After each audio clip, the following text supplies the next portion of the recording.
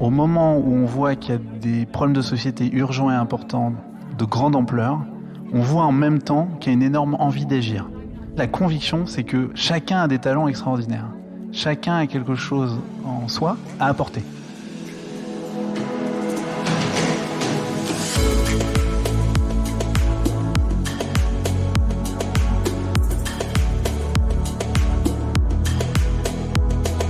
Vous écoutez Honest. Honest, c'est une série d'entretiens avec des hommes et des femmes qui ont choisi de donner du sens à leurs actions. Qu'ils soient explorateurs, navigateurs ou entrepreneurs, ils se sont donné une mission, celle d'être utiles aux autres. Avec eux, nous allons voyager de la côte est du Groenland jusqu'au cap de Bonne-Espérance. Nous parlerons bien sûr de leurs projets et de leur quotidien, mais aussi de leur parcours et de ce qui les anime. Bonne écoute. Ce podcast vous est proposé par Ast. Dans cette série, nous avons reçu des femmes et des hommes passionnants, des acteurs du changement. Aujourd'hui, nous accueillons celui qui nous encourage tous à suivre cette voie. Mathieu Dardeillon est le cofondateur de Ticket for Change, une association qui accompagne les entrepreneurs sociaux et les entreprises à construire des projets autour de la transition écologique et sociale. Et son message est clair, nous sommes tous bourrés de talents, à nous de les utiliser de la meilleure façon pour inventer le monde de demain.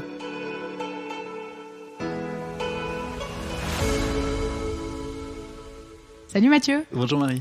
On est ravis de t'avoir sur ce podcast pour le dernier épisode. Alors Mathieu, toi, tu as fondé Ticket for Change en 2014.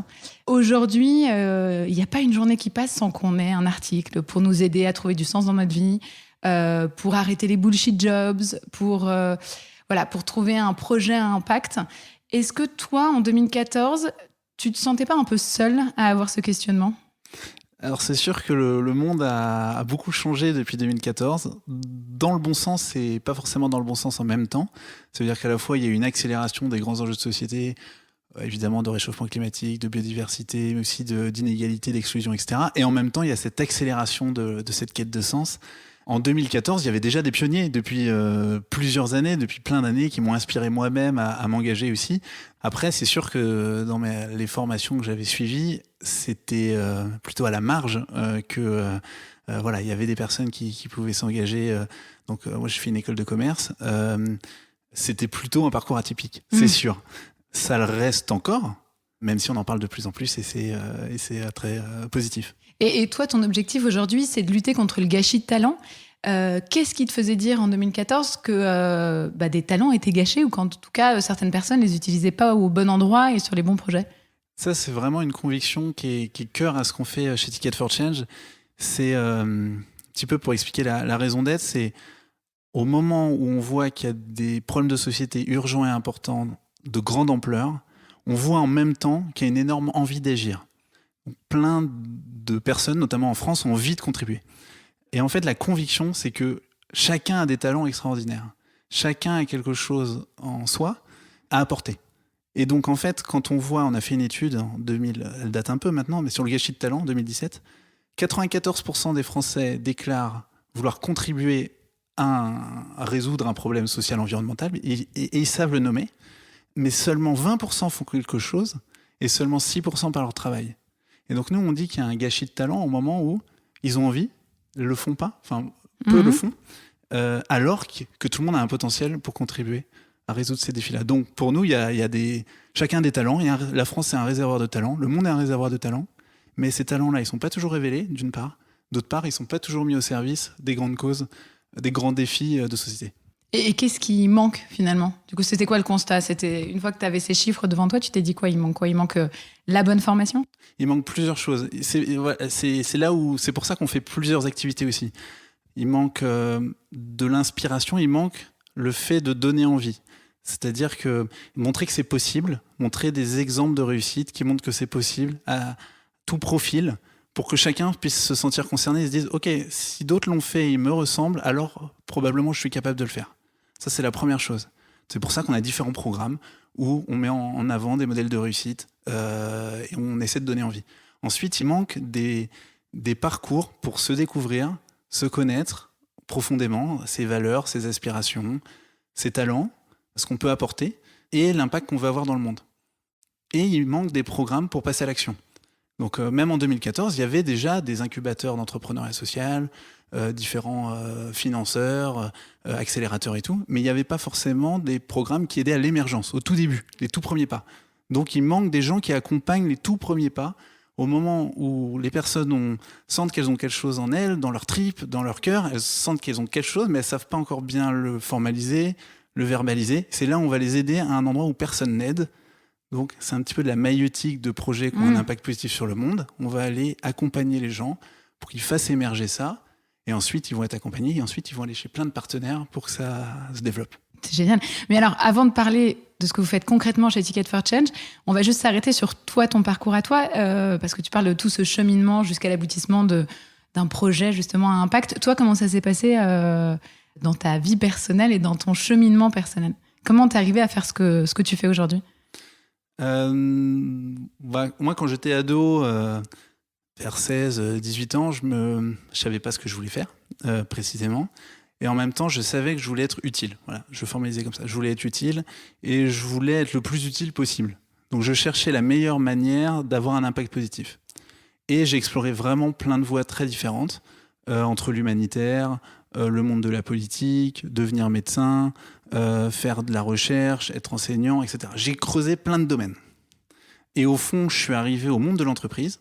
C'est là où j'ai fait une prépa, une école de commerce, parce que j'avais l'intuition que c'est par les entreprises aujourd'hui qu'on pouvait changer le monde, enfin que c'est l'économie qui dirige le monde, donc les entreprises, et que c'est peut-être en changeant la manière dont elles fonctionnent qu'on pouvait avoir le plus d'impact. D'accord.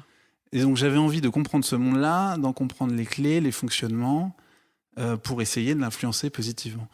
C'est par ce chemin-là que j'ai découvert après le monde de l'entrepreneuriat social, du social business, de l'économie sociale et solidaire, que je connaissais pas forcément au tout début, et qui permettait de réunir pour moi un peu les deux dimensions que je cherchais. Enfin, il y a vraiment 3 dimensions dans mon cheminement. La quête de sens, le projet impact et l'entreprise finalement. Exactement. Moi, les 3 dimensions que je voulais vraiment, c'est être utile, mais qu'il y ait une dimension de performance, d'efficacité, d'innovation, et aussi que je prenne du plaisir en fait à faire ce que je fais, que ce soit fun, qu'il y ait de la joie, que je m'amuse. Donc, voilà, c'est les 3 choses que je cherchais. Et dans ce monde-là, j'ai rencontré plein d'acteurs, j'ai eu la chance de découvrir plein de choses. Et c'est dans ce monde-là que je me suis reconnu et que je me suis épanoui dedans. Et tu parlais tout à l'heure de modèles d'inspiration. Toi, c'était qui tes modèles d'inspiration? Je crois que tu as beaucoup voyagé aussi. Mine de rien, aller voir ailleurs ce qui se passe, ça aide aussi à faire son chemin et à trouver son projet. Oui, absolument. Au tout début, je me suis inspiré. Enfin, je regardais des documentaires, je regardais Wikipédia, les articles sur entrepreneuriat social, etc. Je faisais des clics sur des liens et tout. J'ai découvert le professeur Younous. J'ai découvert Bill Drayton qui a fondé Ashoka. J'ai découvert différents exemples. Je lisais des livres. Un livre qui m'a beaucoup inspiré, c'est 80 hommes pour changer le monde. Et en fait, avec un ami Jonas, on a construit un projet. Donc au début, c'était très plein de lectures et de découvertes grâce à Internet en quelque sorte. Ensuite, on faisait quelques événements à Paris et dans différentes villes. Et ensuite, on a construit un vrai projet pour aller sur le terrain, rencontrer ces entrepreneurs sociaux et travailler avec eux. Donc là, on a construit un vrai projet de 9 mois. On est parti 3 mois aux Philippines, 3 mois en Inde, 3 mois au Sénégal. Et là, on était un peu bras droit d'entrepreneurs sociaux sur 3 thématiques très différentes. Et là, c'était hyper inspirant pour nous parce qu'on était au quotidien avec des entrepreneurs sociaux hyper inspirants. Et donc, on pouvait voir leurs joies, leurs difficultés, leur quotidien. Donc, pour moi, ça a été aussi des modèles hyper inspirants. Et chemin faisant, en fait, moi, je me voyais pas du tout entrepreneur. D'accord. Je me disais, je veux travailler dans ce monde-là. Mais je savais pas quel allait être mon rôle. Ça pouvait être dans une structure ou faire de la recherche sur le sujet de l'entrepreneuriat social. Je savais pas. Je savais que je voulais travailler dans ce domaine. Mais au fond, interagir avec eux, ça m'a donné envie, d'y croire et j'ai eu des idées et chemin faisant, je les ai essayées. C'est comme ça que c'est venu en fait. Et est-ce que tu t'es dit aussi en allant à l'étranger et en voyant tous ces entrepreneurs sociaux qu'en France on les mettait peu en valeur? Enfin, comment tu les voyais? Ou est-ce qu'on en parlait suffisamment en tout cas? Après, dans ces pays-là, on n'en parle pas forcément plus non plus. Donc, le fait de voyager et de rencontrer des personnes dans des contextes très différents, ça nous donne forcément des idées à adapter, répliquer dans des environnements qu'on connaît mieux. C'est d'ailleurs comme ça qu'il y a une Ticket for Change. Alors, il y a plusieurs inspirations et on a croisé différentes choses, mais la principale, C'est un voyage que j'ai... Donc, dans le grand voyage de 9 mois, j'ai participé à un événement qui s'appelle le Jagriti Yatra en Inde. C'est quoi ? Jagriti Yatra, ça veut dire voyage éveil en hindi. Tout un programme. Tout un programme. Donc, voyage éveil, 450 jeunes. C'est inspiré de la démarche de Gandhi qui a fait le tour de l'Inde pour comprendre les besoins de son pays et essayer de voir les solutions qu'il pouvait apporter à son pays. Et là, c'est 450 jeunes qui font ça en train et qui vont chaque jour rencontrer des acteurs de changement dans différents domaines, mais des acteurs de changement qui ont impacté la vie de millions de personnes. Et l'idée, c'est d'inspirer ces jeunes à devenir le changement qu'ils veulent voir dans le monde et à trouver leur voie pour avoir un impact positif en Inde, où il y a principalement des Indiens et quelques étrangers. Donc j'ai eu la chance de faire ce programme-là, et moi, ça m'a énormément inspiré par les rôles modèles, les modèles de réussite que j'ai rencontrés, mais aussi par la démarche pédagogique de ce projet-là, le Jagriti Yatra, puisque de ce voyage éveil, d'emmener des jeunes pour qu'ils se découvrent, qu'ils soient inspirés, qu'ils passent à l'action, en fait, c'est ça m'a énormément inspiré. Je me suis dit, ce truc-là, ils le font en France. Donc cette inspiration indienne, en fait, j'ai eu besoin d'aller sur le terrain, de découvrir, de le vivre, d'être transformé moi-même, pour me dire, c'est de ça dont on a besoin. C'est ce que je veux ramener en France. Voilà, exactement. Et du coup, Ticket for Change, pour rentrer un petit peu plus dans les détails, qu'est-ce que vous avez proposé au tout début ? Quelles ont été un peu les premières phases de Ticket for Change ? Qu'est-ce que vous avez proposé en tout cas au début ? Au tout début, donc l'idée, elle émerge en fin 2012, début 2013, elle se formalise tout 2013 et on lance Ticket en 2014. Et la première chose qu'on propose, c'est un tour de France. C'est assez inspiré du modèle indien, mais très différent quand même. Pour 50 jeunes de 18 à 30 ans, issus d'une très grande diversité, de partout en France, de tout parcours de vie, très divers, qui avaient envie de changer la France, mais qui ne savaient pas par où commencer, qui avaient des idées ou pas forcément. C'est un vrai accélérateur où ils ont rencontré plein de pionniers inspirants.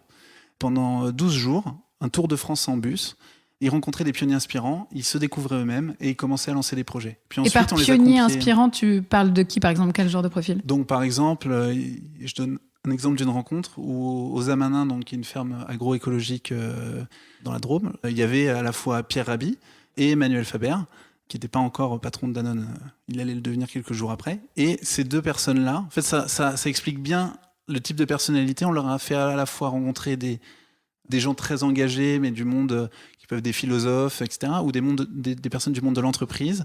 Et en fait, une très grande diversité de profils. Et ensuite, ça les inspirait à garder les idées qui les inspiraient le plus, dans la quarantaine de rôles modèles de réussite, de pionniers inspirants. Et après, ils en ont pris des choses pour se transformer eux-mêmes et puis... Et voir leur projet aboutir. Exactement. Quoi. D'accord. Et après, de cette promotion, il y en a qui sont devenus entrepreneurs et il y en a qui ont rejoint des structures à vocation d'impact social positif. Et en fait, il y a différents parcours qui se sont créés à la suite. Chaque personne a inventé la suite de son parcours suite à ce programme. Mais donc ça, c'était le premier programme, c'est le Tour 2014. Et en fait, 50 personnes, pour nous, c'était assez petit, en quelque sorte. C'était très important de commencer par là, mais c'était assez frustrant que ce soit que 50 personnes. De se limiter à 50, ouais. Et donc, en parallèle, on a tout filmé ça, en quelque sorte, et on l'a partagé dans un MOOC, donc un cours en ligne gratuit accessible à tous, qu'on a construit avec HEC, et qui s'appelle « Devenir entrepreneur du changement ». Et donc là, depuis 2015, en fait, il y a plus de 70 000 personnes qui se sont inscrites et qui ont suivi le contenu, donc qui retrouvent à peu près les mêmes modules, en quelque sorte, qu'on a mis en ligne avec des enseignants de HEC, à peu près les mêmes intervenants, et des conseils pour lancer son projet. Donc ça, c'est les 2 premiers programmes en fait, qu'on a lancés. Je raconte les 2 parce que ça montre qu'il y a à la fois vraiment des programmes en présentiel pour une 50aine de personnes et des choses en ligne gratuits, accessibles à tous. Et on a toujours fonctionné comme ça.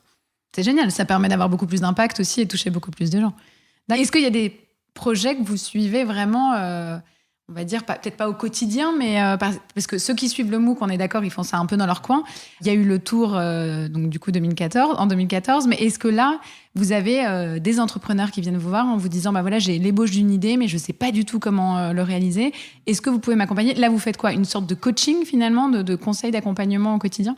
Donc le tour tel qu'il existait en 2014, il n'existe plus aujourd'hui tel quel. C'est ça, ok. Donc on a transformé aussi nos différents programmes. Aujourd'hui, par exemple, si une personne vient avec le besoin ou une envie d'être coachée sur son projet au début, on a notre parcours entrepreneur.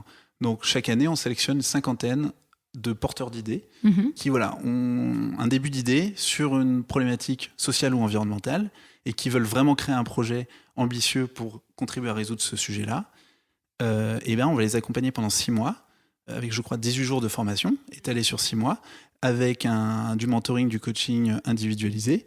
Et ensuite, donc ça va être un programme... c'est comme un pré-incubateur, parce qu'un incubateur, il va prendre un projet qui a déjà fait un peu ses preuves et l'aider à grandir. Là, on est en amont. Et après, à la fin, on rentre dans la communauté des alumni. Donc, à vie, on peut être accompagné, avec un accompagnement bien plus léger, évidemment. Mais en fonction des besoins, il y a une équipe qui est à disposition pour mettre en relation, apporter du mécénat de compétences si besoin, etc. etc. Donc, à vie, on suit ces projets-là. Des projets qui ont pu participer à ce programme-là. Il peut y avoir Yuka, Meet My Mama, Vendredi, La Vie est belle, les petites cantines, etc. Alors, allez regarder ces projets si vous ne connaissez pas, parce qu'ils sont vraiment incroyables. Donc ça, c'est une fois par an. On accompagne avec une promo, une 50aine de projets. D'accord.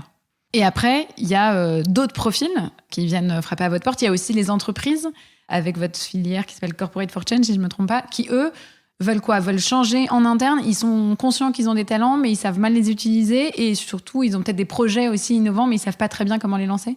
Oui, et ils sont conscients que avec leur entreprise, il y a une responsabilité d'avoir plus d'impact social, environnemental. Ils savent pas forcément comment faire. Et donc, ce qu'on va faire, c'est qu'on va inventer des programmes avec les entreprises pour impliquer à la fois les dirigeants et les salariés, pour rendre acteurs ces différentes personnes, que ces personnes puissent transformer la stratégie, les produits, les métiers au quotidien pour que l'entreprise ait plus d'impact sur le long terme. Donc on parle peut-être beaucoup par exemple d'entreprise à mission. C'est comment concrètement l'organisation va se transformer et que chaque personne va être acteur de cette transformation-là. Et donc on va construire des programmes spécifiques aux besoins des différentes organisations. Je crois que tous les dirigeants d'entreprise aujourd'hui ont pris conscience de l'urgence climatique, des sujets de biodiversité. C'est pas possible de pas être au courant. Voilà. Après, je crois que assez peu savent comment adresser ce sujet-là, et parfois, quand le comment est adressé, il est encore trop marginal. C'est-à-dire qu'on ne transforme pas en profondeur, on ne transforme pas le cœur du métier, on construit un peu des alternatives à côté de l'entreprise, donc en parallèle, parce que c'est très difficile de transformer en profondeur une organisation, et puis il y a du risque, et puis ça prend du temps, voilà. Donc c'est comment on accompagne ces transformations-là. Et ça, ce passage à l'action-là, on n'est pas encore à la hauteur. On n'est pas encore à la hauteur. Les entreprises aujourd'hui ont pris conscience du problème, mais le niveau du passage à l'action n'est pas encore assez rapide. Et qu'est-ce qui manque alors selon toi ? Est-ce que c'est par exemple aussi un manque de formation des écoles par exemple de commerce ou autres, avoir vraiment des filières, ou du moins que l'impact et la résolution des problèmes actuels soit vraiment fasse partie de la formation, mais de façon vraiment très puissante et importante. Est-ce que ça doit être quelque chose qui doit être systémisé ? Est-ce que ça doit venir d'en haut, du gouvernement ? C'est quoi la solution selon toi ? Donc là, c'est très intéressant parce que Ticket for Change, aujourd'hui, il y a 120 000 personnes qui sont passées par nos différents programmes. Et progressivement, en fait, on a formalisé une vision où on doit contribuer à changer le système. C'est-à-dire que le but, c'est pas que Ticket for Change ait 1 million de bénéficiaires après-demain, mais plutôt comment est-ce qu'avec peu d'actions, on contribue à ce changement systémique. Ouais. Et la clé, c'est comment est-ce que la formation des grandes écoles, des universités change, comment l'orientation est transformée, comment on accompagne le plus de personnes vers ces métiers qui vont être utiles pour la société, comment on fait émerger ces métiers de la transition écologique et sociale, etc., etc. Donc de plus en plus, on travaille sur ces sujets-là. Par exemple, on a initié il y a 2 ans une coalition, Grandes écoles de la transition, où on s'inspire du modèle de la grande école du numérique, qui a permis un peu la structuration de l'écosystème de la formation numérique. Et donc, on dit qu'il faudrait mieux reconnaître, mieux fédérer, mieux valoriser toutes les formations existantes à la transition écologique et sociale et en développer de nouvelles pour que ce ne soit pas quelques pionniers qui soient un peu formés à ces sujets-là, mais que ça devienne la norme demain de se former à ces sujets-là et de transformer ces métiers. Sinon, il faut absolument passer à l'échelle. Et aujourd'hui, il n'y a pas une stratégie nationale pour faire passer à l'échelle le nombre de personnes formées et actrices de changement sur ces sujets-là. Donc, c'est ce qui est proposé avec Grande École de la Transition. Toi, ton objectif, c'est que finalement, tout le monde ait un job, en tout cas une mission à impact. Est-ce que parfois, tu ne dis pas que c'est un peu utopique ? Que tout le monde vraiment soit dans cette situation-là. L'objectif, ce ne serait pas que tout le monde l'ait, mais que toutes celles et ceux qui voudraient l'avoir ou pourraient l'avoir l'aient. Donc on n'est pas ayatollah de faudrait que 100% le fassent. Parce qu'il y en a d'autres qui ont d'autres enjeux, d'autres envies, d'autres aspirations. Par contre, il faut qu'on construise tous des dispositifs d'accompagnement pour que tous ceux qui ont le potentiel et l'envie puissent le faire. Ça, c'est absolument nécessaire. Et on est loin du compte aujourd'hui. Il y a énormément de très belles réussites qui répondent à ces enjeux et à cette urgence, que ce soit sociétale ou environnementale. Donc c'est possible en fait. Aussi, c'est aussi ça, vous, chez Ticket for Change, le message que vous voulez faire passer, quoi, de se dire on peut avoir un super job à mission, un super projet, tout en vivant bien. Enfin, en tout cas, que ça matche avec ses aspirations. Oui, ça c'est un message super important, c'est que on veut pas forcément que tout le monde s'engage dans ces voies professionnelles, mais on veut montrer que c'est une voie professionnelle existante. Ça veut dire que quand on a fait un parcours, souvent on nous a pas parlé de ces métiers-là, on nous a pas parlé de ces organisations-là. On a dû les découvrir par nous-mêmes. C'est de moins en moins le cas, on en parle de plus en plus. Mais c'est une voie professionnelle, on peut... c'est pour ça qu'on parle de carrière à impact. On fait cet oxymore un peu entre carrière et impact positif. On le veut pour montrer que voilà, c'est une voie professionnelle, on peut s'épanouir, on peut grandir, on peut apprendre des choses. Il y a des projets, des défis incroyables dans ce monde de l'entrepreneuriat social, le monde associatif aussi, le monde de l'économie sociale et solidaire. On peut développer, c'est pas juste une voie pour être juste parfois bénévole le soir et le week-end. On peut construire sa vie professionnelle dans ce monde-là. Et on a besoin des meilleurs talents pour résoudre les défis de société à grande échelle. Et alors, les défis de Ticket for Change, les prochains défis, ça va être quoi ? Est-ce que vous avez des nouveaux objectifs ou des nouveaux projets ? Alors, on a plein d'objectifs et plein de projets. Pour faire simple, le grand défi qui est devant nous, c'est le sujet de l'international et de comment on réplique le modèle qu'on a inventé pour la France dans d'autres pays. Donc là, on va lancer un appel à talents, à réplicateurs, donc des entrepreneurs dans d'autres pays, en Europe ou plus loin, qu'on va pouvoir sélectionner et accompagner pour pouvoir répliquer, adapter. C'est très important qu'ils adaptent à leurs enjeux territoriaux. Donc ça, c'est un gros sujet de demain. Donc on veut former des réplicateurs à grande échelle. Donc l'idée, en fait, l'idée, c'est que on veut ouvrir la boîte à outils quasiment en open source pour partager un petit peu comment on fait les choses et que le plus de personnes puissent l'approprier et le faire dans leur environnement. C'est génial, pourvu que ça bouge.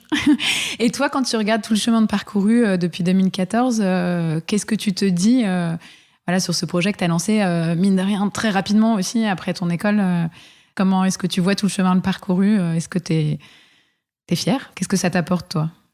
Ça m'apporte plein de choses. C'est clair que... Alors, de toute façon, quand on se lance, on ne s'imagine pas forcément 8-9 ans après. Donc, c'est difficile de... Alors, on s'imagine dans 1 an, dans 2 ans, à peu près, voir si ça va commencer à marcher. Je suis super content de ce chemin qu'on a parcouru. C'est un projet qui nous a dépassés. C'est des rencontres extraordinaires. Ce qui est formidable, c'est le fait de découvrir ou d'exercer plein de métiers très différents. Donc, moi, par ce chemin de devenir entrepreneur social... j'ai appris dans plein de domaines, dans la gestion de projet, même dans les compétences de gestion juridique, de gouvernance, d'accompagnement de projet, de pédagogie, aujourd'hui de plaidoyer, de recherche, de management. Enfin voilà, j'ai touché. Et ce qui est passionnant, c'est que j'ai pu chaque année ou tous les 2 ans un peu réinventer ce que je faisais en fonction des défis de Ticket et de ce que je voulais explorer moi-même. Et donc, c'est une aventure incroyable où ça nous a dépassés. Ça a un impact... c'est génial de recevoir les nouvelles de ceux qu'on accompagne. Et personnellement, c'est hyper épanouissant. Alors après, c'est beaucoup d'investissement personnel, de temps, d'énergie. Mais on reçoit en quintuple ce qu'on peut donner. Quels seraient les premiers conseils que tu donnerais à des gens qui nous écoutent et qui ont cette envie au fond d'eux de se lancer ? Ils ont un projet, mais ils ne savent pas très bien comment... faire la bascule, finalement, c'est quoi tes premiers conseils à leur donner ? Alors, ça dépend ce dont ils ont besoin. Mais s'ils veulent de l'inspiration, de regarder des gens qui les inspirent, des secteurs qui vont les faire vibrer, un petit peu des projets. Regarder des projets qui existent, qui vont leur parler, qui vont leur dire « Ah, c'est possible, je ne connaissais pas ça, ça m'inspire sur cette dimension-là. » De faire des recherches, de rencontrer des gens pour voir ce qui leur parle. Et ensuite, s'ils veulent commencer à développer une idée, on a plein de programmes qui servent à ça. On a une plateforme qui s'appelle MyTicket sur laquelle on a recensé plein de ressources hyper utiles pour un peu cheminer et se lancer. Il y a le MOOC dont on a parlé, etc.